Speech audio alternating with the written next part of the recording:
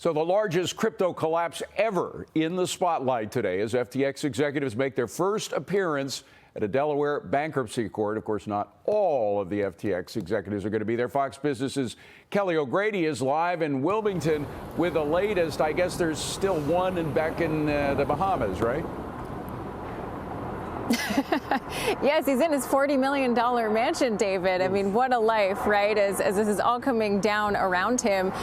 The word of the day here, though, in these hearings is unprecedented. We are hearing that over and over from the lawyers, not just in describing, the worst crypto collapse in history, but also how long these proceedings took. 10 days from filing for this first day hearing to actually commence. Now, I want to share a few revelations with you. This hearing is still ongoing, but first, the lawyers shared that a substantial amount of assets have been stolen or are missing from FTX.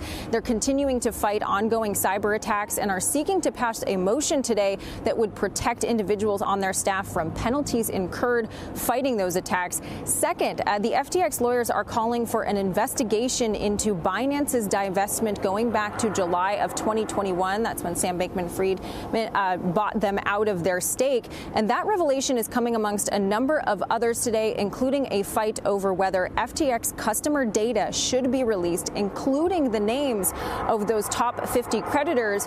Though this is breaking right now, my producer is slacking me as we speak, that the judge has ruled in favor of FTX, so that information will not be released. I also want to highlight they are confirming that the bankruptcy filing that was initially slated in New York, they have agreed to consolidate that in Delaware, but they did address the concerning movement of funds by Sam Bankman-Fried at the direction of Bahamian regulators, and FTX lawyers have reserved the right to pursue those actions and the funds there. And of course, this is all coming, as you mentioned, as Sam Bankman-Fried is hiding out in the Bahamas, and there's still the question of whether the disgraced CEO will be extradited.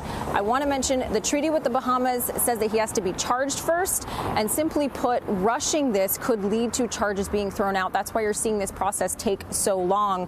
But just to wrap, this hearing is still going on. We will bring you the latest, but we did learn that there is intent to come back within the next few weeks with a proposed sale of assets. The FTX lawyers did say there's been a lot of interest from the market. David, I wonder if that includes the real estate of the parents of this guy, which amounted to quite a lot of real estate down in the Bahamas as well. It's just an incredible story, Kelly. Thank you very much for that.